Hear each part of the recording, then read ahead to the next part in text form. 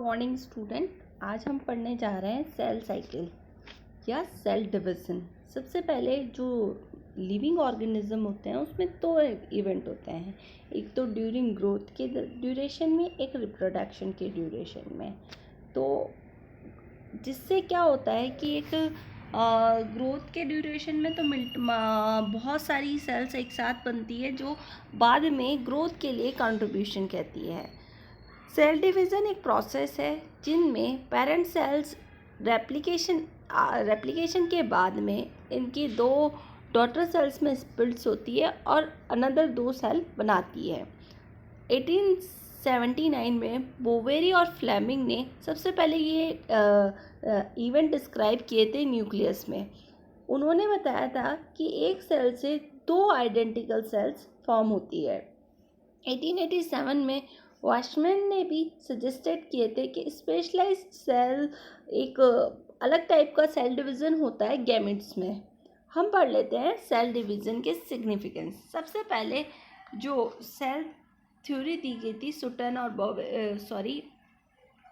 Cell theory दी गई थी, उसमें सबसे पहले क्या कॉन्सेप्ट आया था कि जितने भी सेल्स हैं वो प्री एग्जिस्टिंग सेल्स से उनका फॉर्मेशन हुआ है, और जो भी एक इंडिविजुअल की लाइफ बिगिन होती है वो एक सिंगल सेल से फॉर्म होती है। वो आइदर एक सोमैटिक सेल्स हो सकती है या फिर फर्टिलाइज एग और जाइगोट हो सकता है।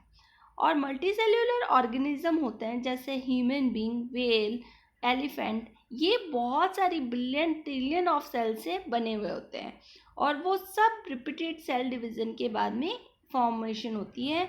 जाइगोट से सेल रिप्रोडक्शन करके अडल्ट ह्यूमन बीइंग बनता है by the process of mitosis. A large number of cells. अब क्या होता है कि हमारी बॉडी में एक मोमेंट पे बहुत सारी सेल्स मर रही है। अभी भी हमारी बॉडी में बहुत सारी सेल्स न्यू फॉर्म हो रही हैं और कुछ सेल्स मर रही हैं, तो उसका रिप्लेसमेंट सेल डिवीज़न से कंटिन्यूसली किया जा रहा है। अब जैसे आपके फॉर एग्जांपल आपके कहीं लग जाती है, लगने के बाद में क्या होगा, उस घाव को भरने के लिए क्या होगा, वहाँ पे वापस नई सेल्स फॉर्म होगी और वो इंजर्ड और अनहेल्दी सेल्स को रिप्लेस करेगी हेल्दी सेल्स से।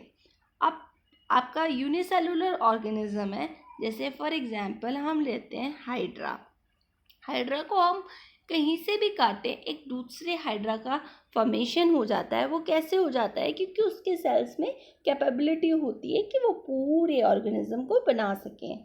और जो सेल रिप्रोडक्शन होता है वो सारे प्लांट्स में, एनिमल्स में, सब में सिमिलर होता है। There is no difference between cell division between plants and animals.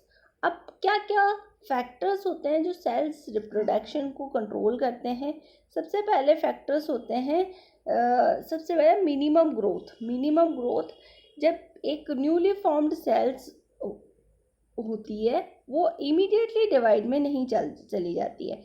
कुछ क्या होता है कि उसमें थोड़ी सी ग्रोथ होगी और फिर उसके बाद में कंपोनेंट होंगे, वो अपने आप में कंपोनेंट का और ज़्यादा फॉर्मेशन करेगी, डीएनए का फॉर्मेशन करेगी, प्रोटीन का फॉर्मेशन करेगी, उसके बाद में वो सेल डिवीज़न में जाएगी। फिर है surface volume ratio. Increase in cell size result in decrease in surface volume ratio. जैसे जैसे सेल का साइज बढ़ता रह जाता है वैसे वैसे सरफेस और वॉल्यूम का रेशियो डिक्रीज होता रहता है, जिसके कारण क्या होता है कि जो आपकी मेटाबॉलिक एक्टिविटी होती है वो डिस्टर्ब हो जाती है। और वो वहाँ पे क्या होता है कि एक सेल ऐसे क्रिटिकल स्टेज पे चली जाती है जहाँ पे उसे डिवीज़न के अंडर को जाना पड़ता है। Nucleocytoplasmic and karyoplasmic ratio. Cells functions होते हैं वो न्यूक्लियस के द्वारा कंट्रोल होते हैं और न्यूक्लियस का साइज कभी चेंज नहीं होता, जबकि साइटोप्लाज्म होता है वो इंक्रीज और डिक्रीज हो जाता है ड्यूरिंग सेल ग्रोथ। अब जैसे ही न्यूक्लियोसाइटोप्लाज्मिक रेशियो डिक्रीज होगा वैसे ही सेल क्या करेगी, स्टिमुलेट हो जाएगी डिवाइड करने के लिए। माइटोजेंस क्या होते हैं, ये वो सब्सटेंस होते हैं जो सेल्स में डिवीज़न इंड्यूस करते हैं। फॉर एग्जांपल प्लांट्स में साइटोकाइनिन एक्ट एज माइटोजेंस। ये क्या करते हैं, सेल्स को इंड्यूस करते हैं कि सेल्स को अब सेल डिवीजन के अंदर जाना चाहिए। और उसके अलावा भी बहुत सारे फैक्टर्स होते हैं ह्यूमन बीइंग में, जैसे EGF that is epidermal growth factor, PDGF that is platelet dried growth factor, और लिम्फोकाइंस। ये सब क्या करेंगे, आपकी सेल्स को इंड्यूस करेंगे सेल डिवीजन के लिए। अब हम पढ़ लेते हैं सेल साइकिल। सेल साइकिल क्या होती है? सबसे पहले सेल साइकिल हॉवर्ड एंड पेले ने 1953 में बताई थी। एक जेनेटिकली कंट्रोल सीरीज होती है, सीरीज ऑफ चेंजेस होते हैं एक सेल्स में, जो क्या करते हैं, जिसमें क्या होता है कि वो सेल्स के कंटेंट होते हैं वो डुप्लीकेट होते हैं, ग्रोथ के अंदर जाते हैं, फिर उसके बाद में उसमें डिवीज़न होता है। तो सेल साइकिल को हमने सेल्स के साइकिल को अलग अलग फेज में बांटा गया है। सबसे पहले आपका नॉन डिवाइडिंग फेज है, जिसको हम बोलते हैं इंटरफेज। ठीक है, इंटरफेज में आपके 3 फेजेस आते हैं, G1, S and G2। G1 किसको इंडिकेट करता है? G1 इंडिकेट करता है प्री डीएनए सिंथेसिस फेज, जहाँ पे डीएनए का सिंथेसिस नहीं होता है। देन एस फेज में आपका डीएनए सिंथेसिस फेज होता है, जिसमें रेप्लिकेशन, ट्रांसलेशन, ट्रांसक्रिप्शन तीनों होगा।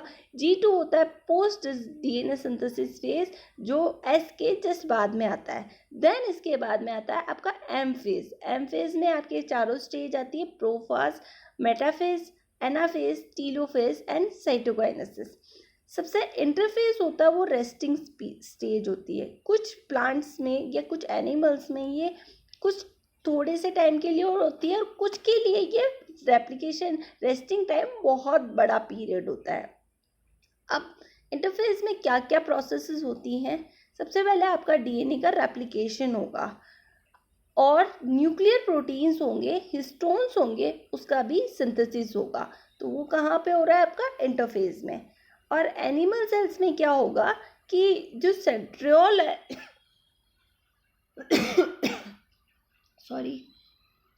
सेंट्रियोल का डिप्लीकेशन होगा, और उससे क्या होगा, डॉटर सेंट्रियोल बनेंगे पेरेंट सेंट्रियोल में, जो फिर उसके बाद में राइट एंगल पे एक दूसरे से प्रेजेंट रहेंगे।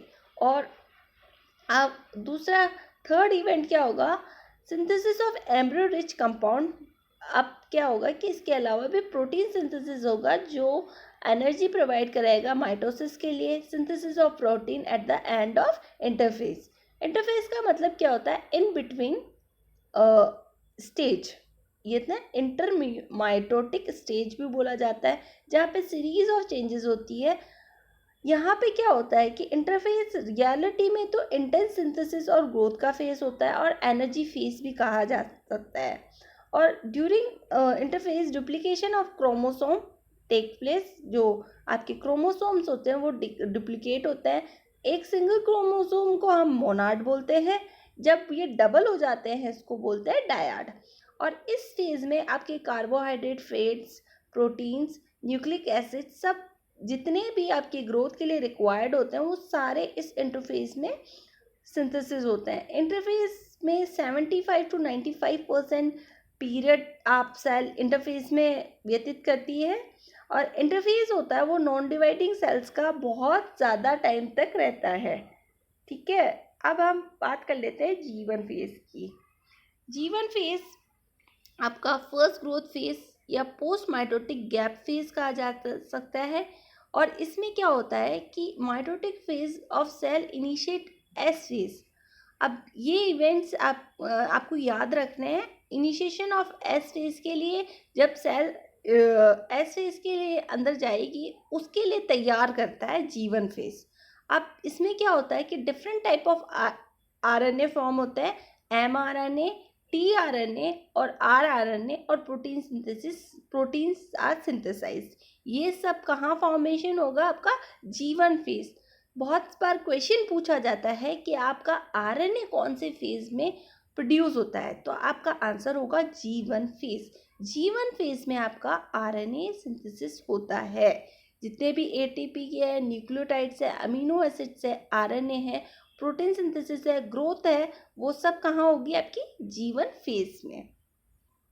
और जितने भी आपके सेल ऑर्गन लिए हैं, endoplasmic reticulum, mitochondria, Golgi complex, ribosome, plasmids, सब मल्टीप्लाई होंगे। और जीवन सेल फेज होता है वो हर सेल का वेरी करता है। कुछ सेल में ये बहुत शॉर्टर होता है और कुछ में ये बहुत लॉन्गर होता है। अब जीवन में भी 3 जगह सेल टर्मिनेट हो सकती है यदि उसको स्टिमुलस नहीं मिले। अब जीवन फेज में 3 फैक्टर होते हैं कि या तो उसे कोई ऐसा सिग्नल मिल जाए जो उसे कहे कि भाई तुम वहाँ पे चेक पॉइंट्स होते हैं, जो आप फर्दर क्लासेस में पढ़ेंगे चेक पॉइंट्स। तो कुछ फैक्टर्स होते हैं, वो सिग्नल्स होते हैं, वो उसको कहेंगे, सेल्स को इनिशिएट करेंगे कि आप सेल डिवीज़न में चले जाओ। कुछ होंगे वो क्या करेंगे, सेल को स्टॉप करेंगे और उसको G0 फेज में भेज देंगे। G0 phase is growth and differentiation phase.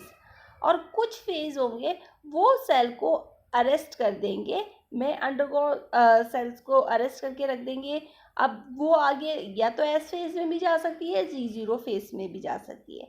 इसके अलग अलग चेक पॉइंट्स होते हैं जिसको साइक्लिन और साइक्लिन डिपेंडेंट काइनेज रेगुलेट करते हैं। आप फर्दर क्लासेस में इसका एलोबरेटेड सेंस पढ़ेंगे।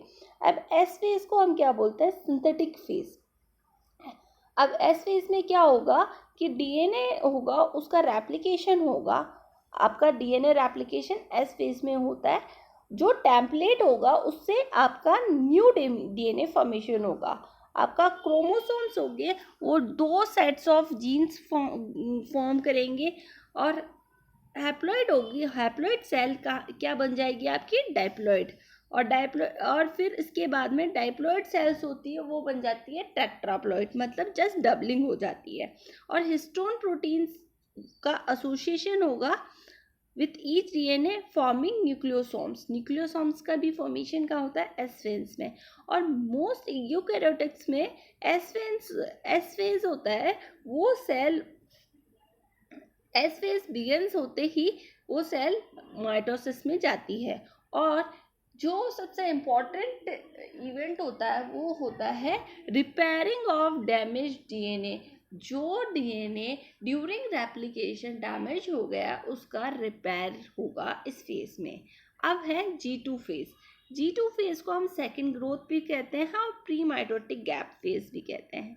इसमें क्या होता है कि डीएनए का सिंथेसिस होता है वो स्टॉप हो जाता है। उसके अलावा आपकी प्रिपरेशन हो जाती है सेल्स की ताकि वो डिवीज़न में चला जाए। और सिंथेसिस ऑफ आरएनए और प्रोटीन्स कंटिन्यू रहता है। जितने भी सेल्स ऑर्गन लिए होते हैं वो मल्टीप्लाई हो जाते हैं। स्पिंडल फॉर्मेशन भी हो जाता है। और ये 2 से 5 घंटे तक रहता है। और जो बहुत सारे ऐसे प्रोटीन्स भी बनते हैं, कोहेसिन्स वगैरह, जो क्रोमोसोम्स के कंडेंसेशन में हेल्प करते हैं। अब हम बात करते हैं G0 फेज की। G0 फेज होता है जब सेल डिवाइड करने में नहीं जा पाती है, जो सेल डिवाइड नहीं करती है वो G0 फेज में चली जाती है और वो डिफरेंशिएशन होकर उसको क्वेशन स्टेज कहा जाता है। और ये क्यों होता है, जब माइटोजेंस की अवेलेबिलिटी ना हो, माइटोजेंस अवेलेबल ना हो और दूसरे एनर्जी रिच कंपाउंड्स अवेलेबल ना हो, प्रोटीन्स वगैरह अवेलेबल ना हो जो आगे फर्दर आपके सेल डिवीज़न को आगे कैरी आउट कर पाए। अब इसमें रिचू थे जिन्होंने सेल थ्योरी भी दी थी, अडोल्फ रिचू। उन्होंने ये बोला था कि हर सेल प्री एग्जिस्टिंग सेल से फॉर्म होती है। अब यहाँ पे क्या होता है कि सेल डिवीज़न होता है वो हाईली कोऑर्डिनेटेड प्रोसेस होता है। सबसे पहले replication of DNA, division of nucleus जो आपका चारों फेज है, प्रोफेज, मेटाफेज, एनाफेज, और डिवीज़न ऑफ साइटोप्लाज्म, ये सबसे लास्ट इवेंट होता है। अब सेल डिवीज़न होता है वो सब में सेम होता है, पर कुछ में 3 टाइप ऑफ सेल डिवीज़न देखा गया है। एक एमाइटोसिस जो लोअर ऑर्गेनिज्म में होता है, माइटोसिस और सेल डिवीज़न, और मियोसिस है रिडक्शन डिवीज़न। माइटोसिस आपकी जितनी भी सोमैटिक सेल्स होती है उसमें सब में माइटोसिस होता है और सब में आइडेंटिकल डॉटर सेल्स फॉर्मेशन होती है। एमाइटोसिस होता है, उसमें क्या होता है, डायरेक्ट डिवीज़न होता है न्यूक्लियस का और उसके बाद में साइटोप्लाज्म का डिवीज़न हो जाएगा। जैसे बैक्टीरिया में पढ़ते हो आप, यीस्ट में पढ़ते हो, ये सब एमाइटोसिस होता है। और मियोसिस में रिप्रोडक्शन गैमेट्स में होता है और इसमें क्रोमोसोम्स के नंबर होते हैं वो हाफ हो जाते हैं। एमाइटोसिस सबसे पहले डिस्कवर्ड किया गया था रॉबर्ट रेमार्क और फ्लेमिंग। इन्होंने रॉबर्ट रेमार्क ने आरबीसी में देखा था और आरबीसी ऑफ चिक एम्ब्रियो, और इन्होंने फ्लेमिंग ने इसकी टर्म दी थी। अब एमाइटोसिस कहाँ कहाँ हो रहा है आपका mega nucleus of paramecium, nuclei of internodal cells of chara. यहाँ पे आपका एमाइटोसिस आपके जितने भी लोअर ऑर्गेनिज्म या लोअर प्लांट्स ग्रुप है वहाँ पे आपको एमाइटोसिस देखने को मिलेगा। इसमें क्या होगा कि डायरेक्ट आपका न्यूक्लियर डिवीजन होगा, कैरियोकाइनेसिस, उसके बाद में साइटोकाइनेसिस उसको फॉलो कर देगा। अब हम बात कर लेते हैं आपके सेल डिवीज़न यानी माइटोसिस।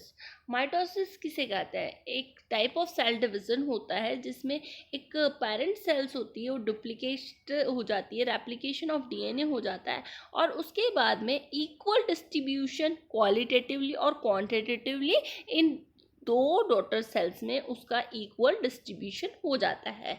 जो माइटो का मतलब होता है ग्रीक वर्ड से आया है, that is threads and fibrils. और सबसे पहले जो माइटोसिस देखा गया था वो स्ट्रैसबर्गर ने प्लांट सेल्स में देखा था 1870, फिर बोवेरी और फ्लेमिंग ने एनिमल सेल्स में देखा था 1879 और फ्लेमिंग ने टर्म दी थी माइटोसिस। इसका मतलब फ्लेमिंग ने बताया था equational division of equal distribution of chromosome in daughter nuclei. अब जो सेल्स होती है ये सबसे ज़्यादा सोमैटिक सेल्स में अकर होता है और 1 से 5% तक ड्यूरेशन अपनी सेल साइकिल की माइटोसिस में व्यतीत करती है। सेल्स प्लांट्स में और एनिमल्स में बता देती हूँ मैं। प्लांट्स में जितने भी मेरिस्मेटिक सेल्स होते हैं वो सब माइटोसिस में अंडरगो जाते हैं, इसलिए टिश्यू कल्चर में हम मोस्टली मेरिस्मेटिक रीजन लेकर पूरे प्लांट का फॉर्मेशन करते हैं। और प्लांट में मेरिस्मेटिक एक्टिविटी से आपकी root apex, shoot apex, intercalary meristem, lateral meristem, leaves, flowers, ये सब प्लांट्स की ग्रोथ के लिए रिस्पॉन्सिबल होते हैं। एनिमल्स में एम्ब्रियो, स्किन, बोन मैरो, वहाँ पे क्या होता है, माइटोसिस होता है। माइटोसिस भी दो प्रोसेस में होता है, एक होता है कैरियोकाइनेसिस और दूसरा होता है साइटोकाइनेसिस। कैरियोकाइनेसिस को हमने अलग अलग फेजेस में डिवाइड किया है। प्रोफेज का मतलब होता है फर्स्ट स्टेज। इसमें क्या होता है कि इसमें भी 3 पार्ट में हम पढ़ते हैं इसको, अर्ली प्रोफेज, मिड प्रोफेज और लेट प्रोफेज। अर्ली प्रोफेज होता है जिसमें क्या होता है कि जो न्यूक्लियस होता है वो एकदम स्पेरॉइड हो जाता है, एकदम गोल बन जाता है और जो विस्कोसिटी और रिफ्रैक्टिविटी होती है वो साइटोप्लाज्म की इंक्रीज हो जाती है। डीएनए मॉलिक्यूल कंडेंस होकर एक क्रोमोसोम बना देते हैं। क्रोमेटिन जो आपका फैला हुआ होता है वो कंडेंस हो जाता है और जो क्रोमोसोम होता है उसकी शॉर्टनिंग और थिकनिंग होने लग जाती है। और जो क्रोमोसोम होते हैं मतलब आपका न्यूक्लियोसोम होते हैं उसमें फर्दर क्लोजनेस और स्क्लैफोल्डिंग हो जाती है, एक्साइल प्रोटीन और कोइलिंग क्रोमेटिन फाइबर्स। अब इस स्टेज को हम पर ये स्टेज होती है जिसमें क्रोमोसोम एक बॉल ऑफ वूल, एक रुई का जो आपकी ऊन का एक गट्टे के समान दिखाई देता है जिसको हम बोलते हैं स्पर्मी स्टेज बोलते हैं इसको। अब उसके बाद में आपका क्या होगा कि जो मैं इसमें आपका सेंट्रियोल वाला बता रही हूँ कि इसमें क्या होगा कि जो आपका डुप्लीकेशन हो गया एस फेज में, अब उसके बाद में सेंट्रियोल होगी वो अपोजिट पोल्स की तरफ मूवमेंट स्टार्ट कर देंगे जैसे आप देख पा रहे हैं डायग्राम में। और उसके बाद में जो आपके अपोजिट में मूवमेंट करने के बाद में वहाँ पे क्या होगा कि फाइन माइक्रोट्यूबुल्स फाइबर्स वहाँ उसके सेंट्रियोल से निकलेंगे, उसको हम बोलेंगे एस्ट्रल रेज जो एनिमल सेल्स में और लोअर प्लांट सेल्स में प्रेजेंट होती है, जो एक स्पॉक ऑफ द व्हील, जैसे एक व्हील के चारों, एक पहिए के चारों ओर बहुत सारे रेडिएटिंग चीज़ें निकली हुई रहती है, उसको बोलते हैं स्पॉक ऑफ व्हील, जिसको बोलते हैं सेंट्रिक माइटोसिस भी बोला जाता है। अब एस्टर होते हैं वो साइटोप्लाज्मिक होते हैं ओरिजिन में, और कुछ में जब सेंट्रियोल पाए नहीं जाते हैं उसको बोलते हैं एसेंट्रिक माइटोसिस। प्लांट में एसेंट्रिक माइटोसिस पाया जाता है। अब उसके बाद में एस्ट्रल लोअर प्लांट्स में और एनिमल्स में प्रेजेंट होता है, और नॉन एनेस्ट्रल आपके हायर प्लांट्स में प्रेजेंट होता है। Centrioles with astral and spindle fibre is known as mitotic apparatus. Mitotic apparatus किसे कहेंगे हम? Centriole aster with spindle fibre, इसको हम माइटोटिक एपरेटस या एक्रोमेटिक फिगर भी कहा जाएगा। अब इसके बाद में यहाँ पे क्या होगा, स्पिंडल फॉर्मेशन स्टार्ट हो जाएगी, स्पिंडल का फॉर्मेशन हो जाएगा। स्पिंडल एक प्रोटीन से बनते हैं जिसको बोलते हैं माइक्रोट्यूबुलिन, आप बाद में पढ़ेंगे फर्दर क्लासेस में।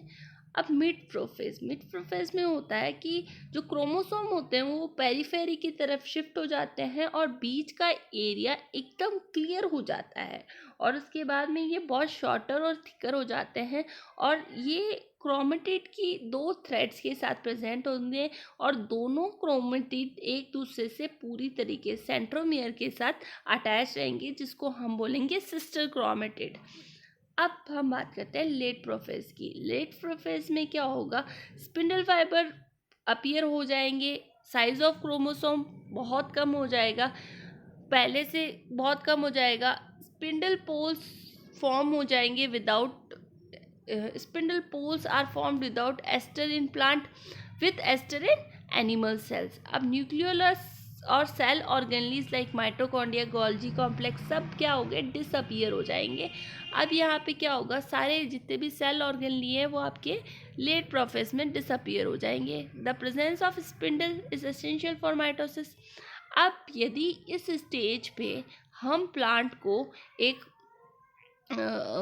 इनहिबिटर से ट्रीट करें, दैट इज कॉल्किसिन्स। कॉल्किसिन्स एक प्लांट का एक्सट्रैक्ट होता है, वो क्या करेगा, स्पिंडल फॉर्मेशन को इनहिबिट कर देगा, और इसके बाद में एनाफेजिक मूवमेंट को भी रोक देगा, जिसके कारण क्या होगा कि पोल्स डज नॉट फॉर्म, जब पोल्स नहीं फॉर्म हो पाएंगे। अब इस कॉल्किसिन से ही हमने जो डिप्लॉयडी है, जो प्लांट में डिप्लॉयडी हमने इसी से ही इंड्यूस की है, ठीक है। तो ये एज ए एक्ट करता है को माइटोसिस को रोकने का, माइटोसिस को इनहिबिट करने का एक प्रोडक्ट है ये। अब हम बात कर लेते हैं आपके प्रोफेज हो गया, आपका क्रोमोसोम्स कंडेंस हो गए, विजिबल हो गए, उसके बाद में आपके chromatid 2 sisters chromatid held together, cytoskeletal सब डिसअपियर हो गए हैं, स्पिंडल बिगन फॉर्म, गोल्जी और वगैरह सब डिस्पोज हो गया, न्यूक्लियर एनवेलप ब्रेक डाउन हो गया है। अब आपका सेंट्रोमियर और न्यूक्लियोकोर एक जगह होती है जहाँ से आपके स्पिंडल फाइबर उससे अटैच होते हैं क्रोमोसोम से, ठीक है।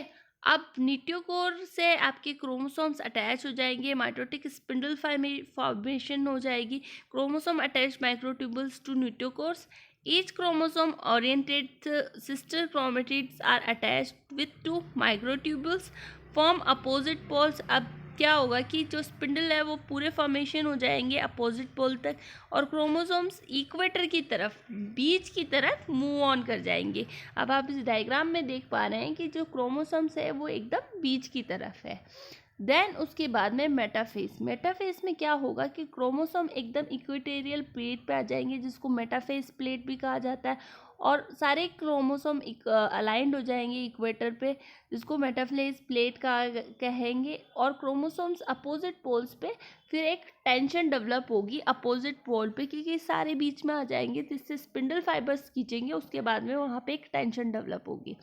अब उसके बाद में chromosomes in the place of centromere, जो protein holding the centromere of sister chromatid degrade, जिस प्रोटीन ने इनको सिस्टर सेंट्रोमियर पे अटैच कर रखा था एडेनिटिक, और वो डिग्रेड हो जाएंगे और जो इंडिविजुअल क्रोमोसोम होंगे वो एक दूसरे से फ्री होकर दूसरे पोल की तरफ मूव करने लग जाएंगे। Chromosomes are pulled opposite poles और स्पंडल पोल्स मूव अपार्ट। अब इसके बाद में आपका जाएगा टीलियोफेज में। टीलियोफेज में क्या होगा कि chromosomes are clustered at opposite pole, chromosome दोनों एक अपोजिट पोल्स पे पहुंच जाएंगे और न्यूक्लियर एनवेलप वापस रीफॉर्म्ड होने लग जाएगा, गोल्जी वगैरह सब बन जाएगा और स्पिंडल फाइबर धीरे धीरे डिसअसेंबल्ड होने लग जाते हैं या दिखने बंद हो जाते हैं। उसके अलावा आपका एनिमल्स, फिर इसके बाद में आपका आता है साइटोकाइनेसिस, जिसमें साइटोप्लाज्म का डिवाइड होता है। अब हम बात करते हैं कॉल्सीसीन की। कॉल्सीसीन होता है एक अल्किलॉइड होता है जो डबलिंग ऑफ क्रोमोसोम्स में हेल्प करता है और कॉल्सीसीन कॉलिशियम ऑटमनली से एक्सट्रैक्ट किया गया है। ये अल्किलॉइड क्या होगा, स्पिंडल फॉर्मेशन को नहीं फॉर्म होने देगा और ये क्या करेगा, जो माइक्रोट्यूबल्स की असेंबली होगा उसको रोक देगा, इसलिए इसको माइटोटिक पॉइजन भी कहा जाता है, क्योंकि ये क्या करेगा, माइटोसिस को अफेक्ट करता है। और कॉल्सीसिन्स होते हैं वो क्या करेंगे कि ये ना सेल्स को मेटाफेज में नहीं जाने देंगे। और जो एंजाइम होता है राइबोन्यूक्लियस, वो प्रोफेज के लिए पॉइजन होता है। क्या करता है कि राइबोन्यूक्लियस क्या होगा कि प्रोफेज में सेल्स को अंदर आगे नहीं बढ़ने देंगे। और कॉल्सीसेंस होता है वो क्रोमोसोम्स रेप्लिकेशन को नहीं इनहिबिट करता, बस उसकी स्पिंडल फॉर्मेशन को इनहिबिट करता है, जिसके कारण क्या होगा कि सेल्स में क्रोमोसोम्स डबल हो जाते हैं विदाउट डिवाइडिंग द सेल्स, और इसी से आपकी क्या होती है, पॉलीपॉइडी प्लांट में डेवलप हो जाती है। ठीक है।